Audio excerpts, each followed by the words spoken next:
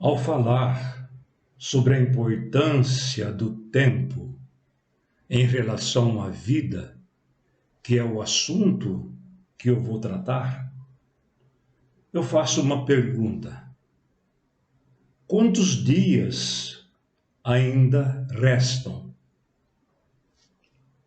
Portanto, eu pretendo também, neste momento, fazer uma leitura no livro de Eclesiastes, capítulo 3, apenas 4 versículos. O versículo 1 e 2, e o versículo 11 e o versículo 15. O versículo 1 e 2 do livro de Eclesiastes diz o seguinte: tudo tem o seu tempo determinado, e há tempo de todo propósito debaixo do céu. Há tempo de nascer e tempo de morrer, tempo de plantar e tempo de arrancar o que plantou. E no versículo 11, prosseguindo, diz: tudo Deus fez formoso no seu devido tempo. Também pôs a eternidade no coração do homem, sem que ele possa descobrir as obras que Deus fez desde o princípio até o fim. E o versículo 15 diz o seguinte: o que é já foi, e o que há de ser também já foi, e Deus fará renovar o que passou. São textos bíblicos que traz fundamentos para discussão muito importante, porque ele faz uma abordagem do tempo, da vida, do que Deus é. Quando olhamos para um texto sagrado como esse, nós vemos que o limite do nosso tempo, da nossa existência neste planeta, já foi determinado. Ninguém consegue mudar o tempo. O que nós podemos fazer é mudar as nossas atitudes dentro do tempo. Ninguém tem o domínio sobre o tempo. Quando nascemos, o tempo já estava passando e entramos numa contagem regressiva. É preciso administrá-lo da melhor maneira possível, porque o tempo é perecível. O texto sagrado que foi lido, ele começa com a seguinte expressão: tempo de nascer e tempo de morrer. Porque nascimento e morte são os dois eventos mais importantes da vida de uma pessoa. O tempo é uma dimensão criada por Deus, porque é extremamente necessário. Depois da vida em si, o tempo é a coisa mais importante, porque ele estabelece parâmetro no tempo e na vida. Existe um texto bíblico muito conhecido, que é o Salmo 139, versículo 16, que ele fala que os olhos de Deus viram o nosso corpo quando ele ainda não tinha forma. Viu o meu corpo, e no teu livro foram escritos todos os meus dias, cada um deles escrito e determinado quando nenhum dele ainda havia. Ninguém tem o controle sobre o tempo de entrar no mundo E em circunstâncias normais ou comum, não se consegue fazer quase nada quanto ao tempo de saída, porque tempo de entrada e tempo de saída já estão determinados por Deus. Quando o apóstolo Paulo esteve ali em Atenas, naquele discurso famoso que está em Atos dos Apóstolos, capítulo 17, junto com os filósofos gregos, ele disse ali, inspirado pelo Espírito Santo, que de uma só pessoa, ele fez todos os povos para que povoasse toda a terra. Parece que até aqui não tem nenhuma novidade. Mas em seguida ele disse, tendo determinados tempos anteriormente estabelecidos e os lugares exatos em que deveriam habitar. Deus antecipadamente, ele estabeleceu o tempo, fixou as fronteiras naturais para as nações e o limite da vida. Só que os atenienses, os gregos, estavam enfrentando sérias dificuldades, porque o tempo determinado para eles não estava sendo aproveitado. Porque eles desconheciam o plano divino de redenção. Então a Bíblia ela faz uma exortação. Portanto, vede prudentemente como andais, não como nécios ou como insensatos, mas sim como sábios, remindo o tempo, ou seja, aproveitando ao máximo as oportunidades, porque os dias são maus. É desígnio de Deus que todo homem compreenda que o mundo material não constitui a existência. Deus deseja que o homem aproveite o tempo e a oportunidade. E essa oportunidade foi dada por Deus. Não foi somente para nascer, viver um período e morrer, mas foi para habitar a eternidade com Ele, com o Deus eterno. Eu digo então, nesta vida a oportunidade existe para todos os seres humanos. Deus fez isso. O tempo diário é igual para todos. A diferença se encontra na forma como cada um usa o tempo e quais são os ideais usados dentro do tempo. Mas se nós reportamos em Eclesiastes novamente, no capítulo 3, versículo 11, ali o texto fala que Deus colocou na mente humana o desejo pela eternidade. O coração ali entendemos por mente. Ou seja, mesmo uma pessoa que ela confessa ser ateu, ela deseja viver eternamente. Por uma realização da ciência ou por um outro motivo qualquer, ela quer viver e viver bem. Mesmo não aceitando a existência do Criador. Mas o texto sagrado diz que Deus fez tudo apropriado ao seu tempo. Também pôs no coração, na mente do homem, anseio pela eternidade. Mesmo assim, o homem ele não consegue compreender inteiramente o que Deus fez. Ou seja, Deus implantou na mente humana esse desejo. Isso é interessante. Esta consciência em relação ao tempo e o infinito desperta a insatisfação com a natureza transitória das coisas desta vida. Então se percebe a nossa impossibilidade, ineficiência. O que resta? Se é impossível e eu sou ineficiente, eu vou em busca do transcendente.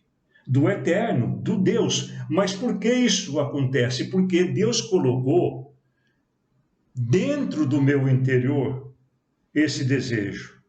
E nós estamos unidos a dois mundos, fisicamente a este mundo e mentalmente ao eterno. O homem ainda tem a percepção de que deveria continuar a viver para além dos limites estreitos desta vida. O apóstolo Pedro vivia o anseio pela eternidade. Aliás, não só o apóstolo Pedro, todos os apóstolos. Os apóstolos seguiam Jesus, não era por comida, não era por bebida, não era por cura, era porque Jesus tinha a palavra da vida eterna.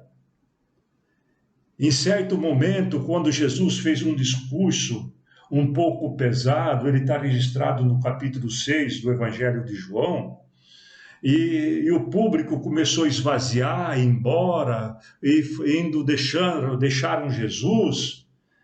Jesus vira e pergunta para os apóstolos, mais especialmente para Pedro: vocês não querem ir também? Pedro respondeu: para onde nós iremos, Senhor? Se só tu tens as palavras de vida eterna. Perceberam? Ele, Pedro, compreendeu que Cristo era possuidor da eternidade. Aí estava o motivo dele seguirem Jesus. As palavras que Jesus falavam respondiam os anseios pela busca da eternidade. Se na mente humana não houvesse a consciência do eterno e o desejo, a vida ficaria sem sentido, sem perspectiva. 3 causas por que valorizar o tempo e a oportunidade. Nós poderíamos selecionar muitas causas, mas para o nosso momento eu achei interessante apenas 3. Primeira, tudo depende do tempo e do acaso. Interessante. Isso está no livro de Eclesiastes, capítulo 9, versículo 11. O que o texto diz? Vi debaixo do céu que não é dos ligeiros o prêmio, nem dos valentes a vitória, nem tampouco dos sábios o pão, nem ainda dos prudentes a riqueza, nem dos inteligentes o favor.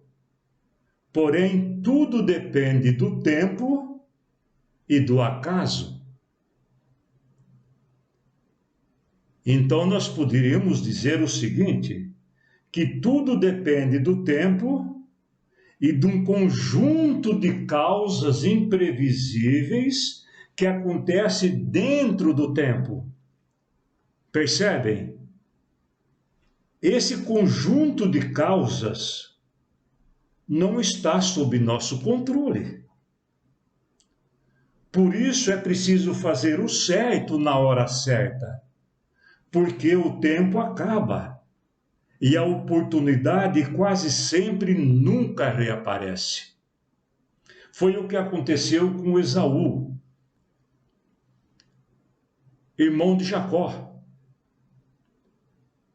filho de Isaque. Ele vendeu o seu direito de primogenitura, ou seja, a herança da bênção, por uma única refeição. Ele não era ignorante assim. É que ele não valorizava a causa. Ele não acreditava. A Bíblia Sagrada, isso está registrado no capítulo 12, versículo 16 e 17, do livro aos Hebreus. A Bíblia Sagrada diz que, posteriormente, ele querendo herdar a bênção, foi rejeitado. Não teve como mudar a decisão, apesar das lágrimas.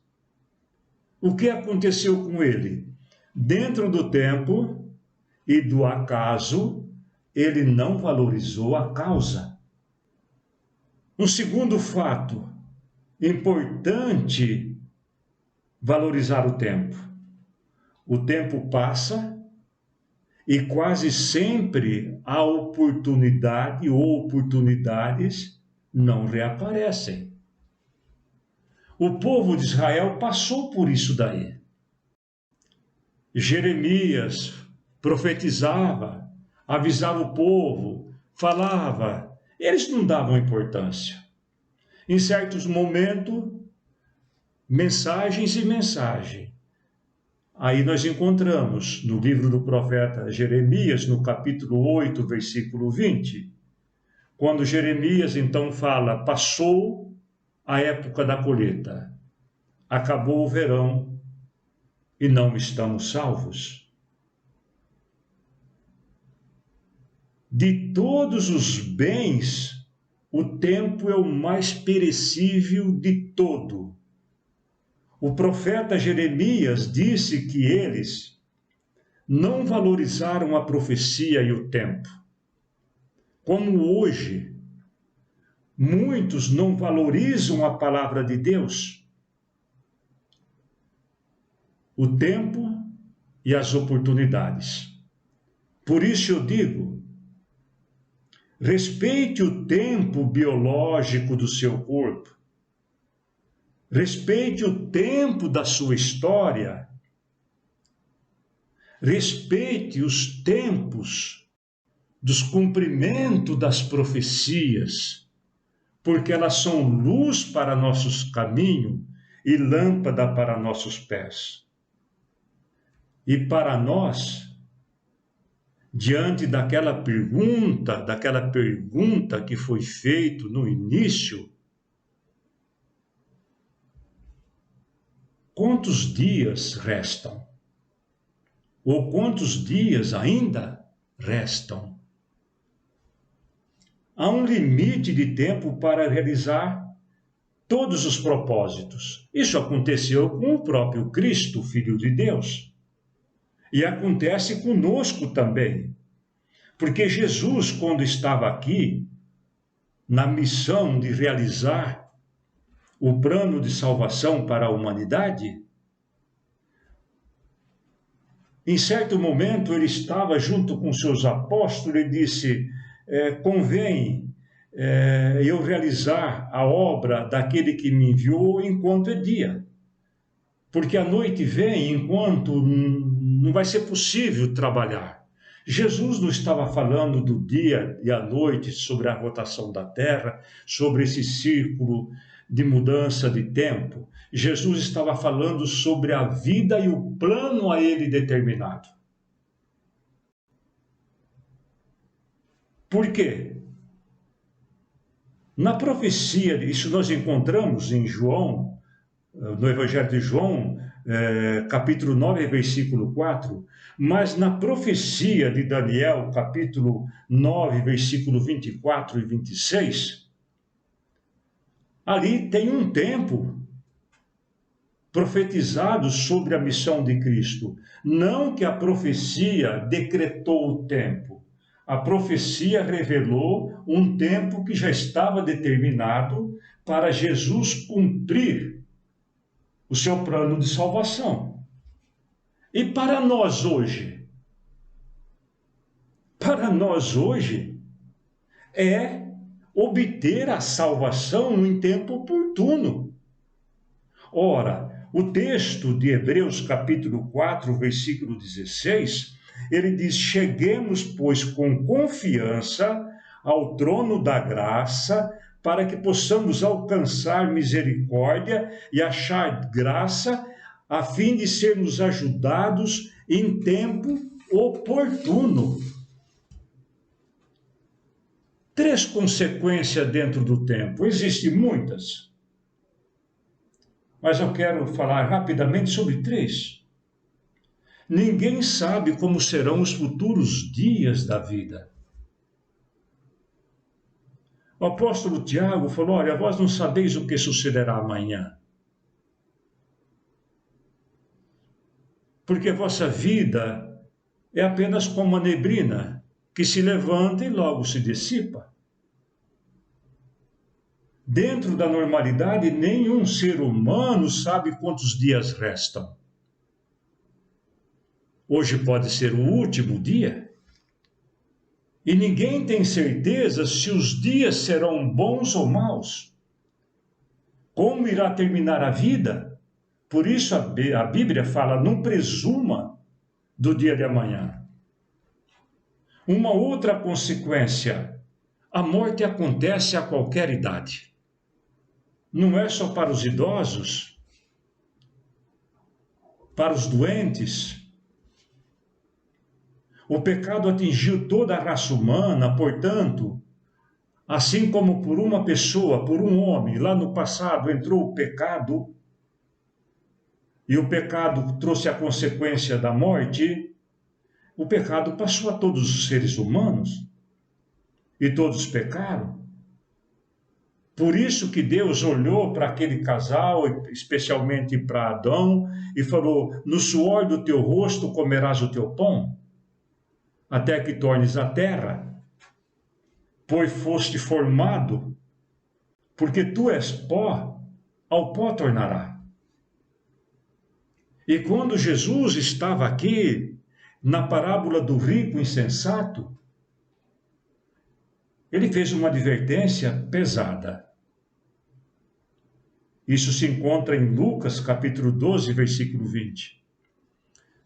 Na parábola do rico insensato, é uma parábola, sim, mas tem consequência na vida. Não importa que seja uma parábola. O rico insensato pensava só em juntar bens para viver tranquilo no futuro. O que Jesus falou ali? Esta noite sua vida será exigida. Para quem vai ficar tudo isso daí? Uma outra consequência, todos terão que acertar a conta diante de Deus. Porque Deus vai trazer a juízo todas as coisas, até as que estão encobertas, sejam boas, sejam más. Quando nós olhamos para o capítulo 20 de Apocalipse, versículo 12, o texto sagrado diz que foi revelado ali, João viu os mortos ressuscitados diante do trono, e foram abertos livros, e eles foram julgados segundo as suas obras, cada um deles conforme o que estava escrito nos livros.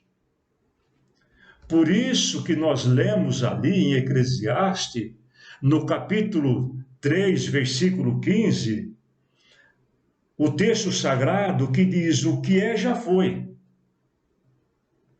e o que há de ser também já foi. Olha o que a Bíblia fala.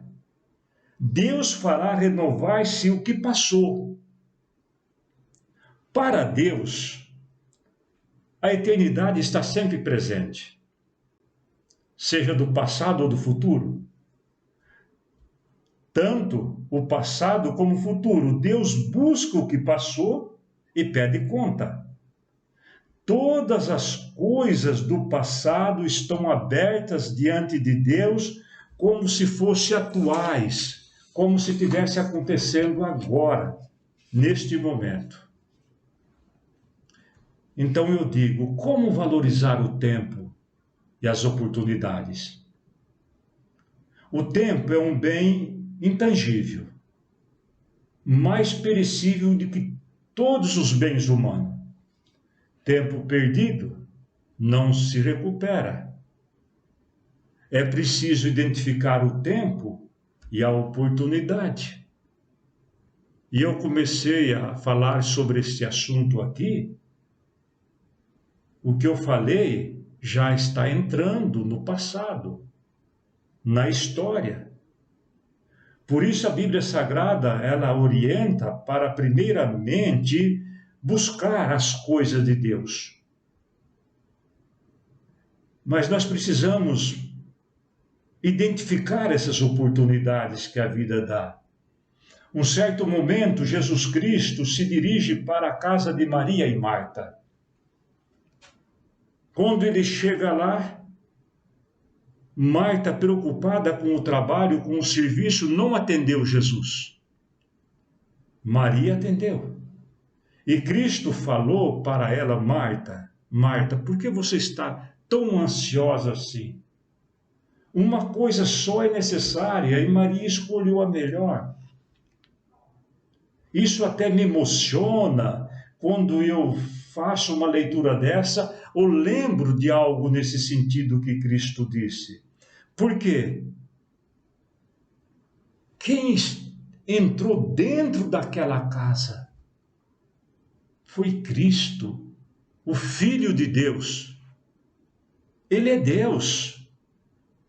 Marta não percebeu que Deus estava dentro da sua casa. Imagina Deus chegando aqui na porta da minha casa e eu não reconhecer. Maria reconheceu a sua fragilidade humana. Ela aproveitou o tempo, decidiu ouvir Jesus. Ela valorizou o momento, um momento singular e oportuno, igual outro não existiu mais. E o apóstolo Paulo, falando ainda aqui na valorização do tempo e a oportunidade, o apóstolo Paulo usava o tempo com um propósito bem definido.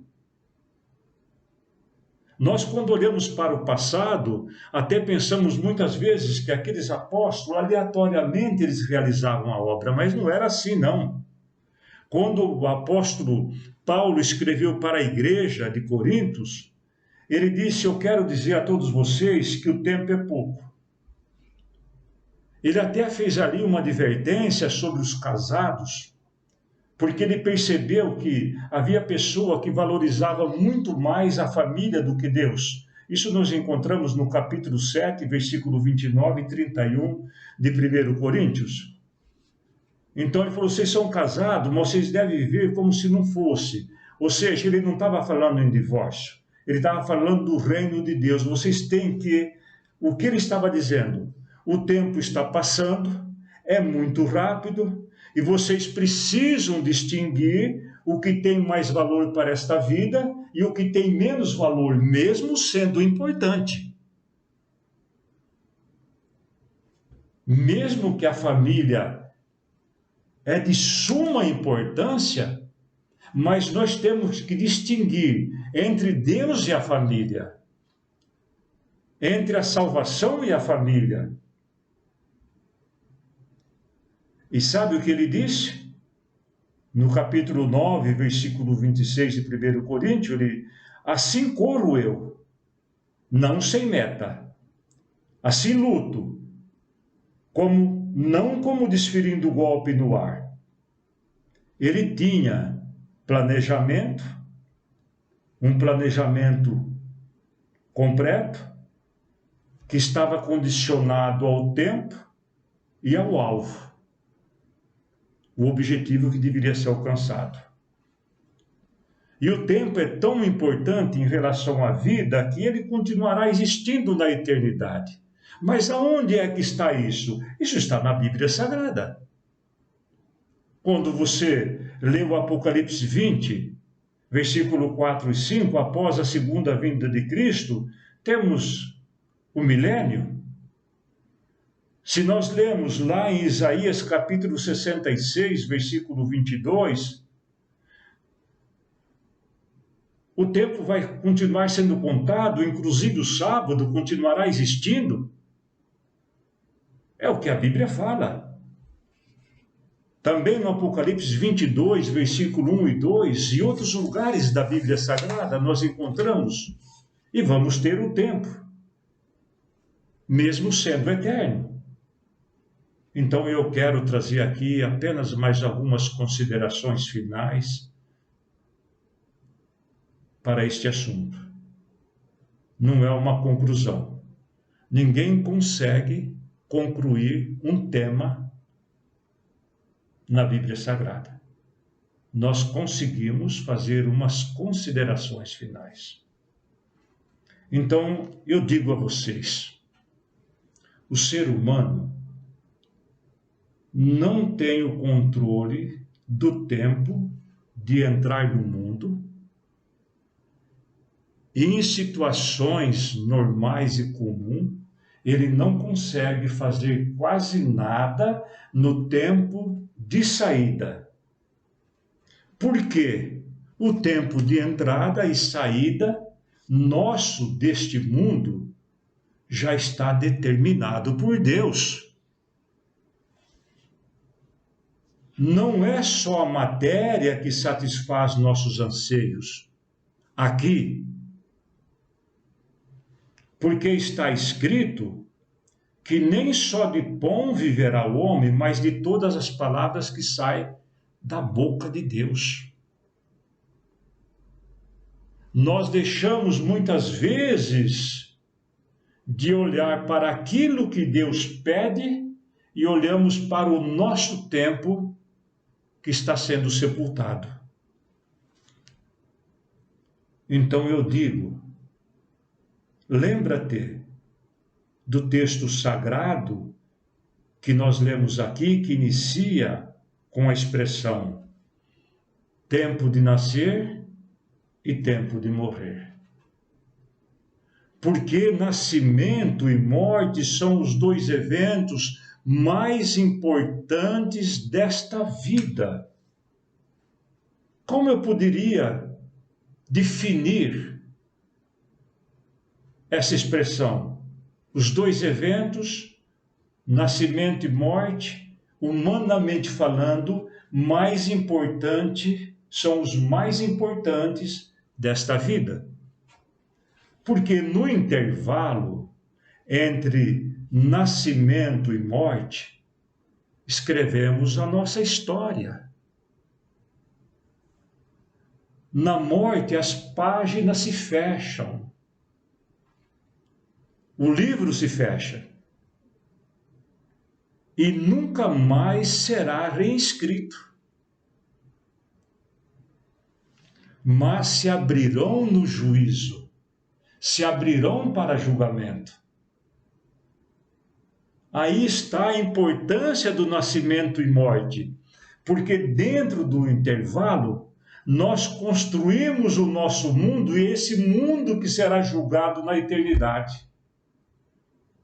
Por meio de Cristo, do tribunal celestial.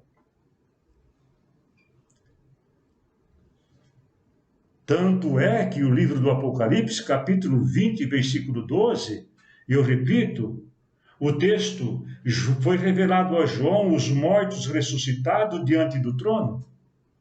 Foram abertos livros. Quais são esses livros? O nosso dia a dia, o nosso cotidiano. Aquilo que nós realizamos. Aquilo que nós fizemos ou deixamos de fazer. Aquilo que cometemos excesso ou omissão. E foram julgados por aquilo que estava escrito. Então a Bíblia, ela dá uma conclusão para nós. A Bíblia, sim, ela dá uma conclusão. Tema a Deus e guarda os seus mandamentos. Porque isso convém a todos os homens. Porque Deus trará a juízo todas as obras, quer sejam boas, quer sejam más. Essa é a palavra de Deus. Então, para concluir, eu digo a todos que estarão ouvindo, vendo, assistindo essa pregação,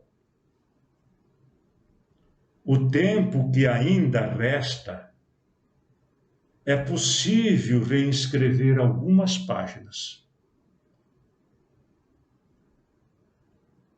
Algumas.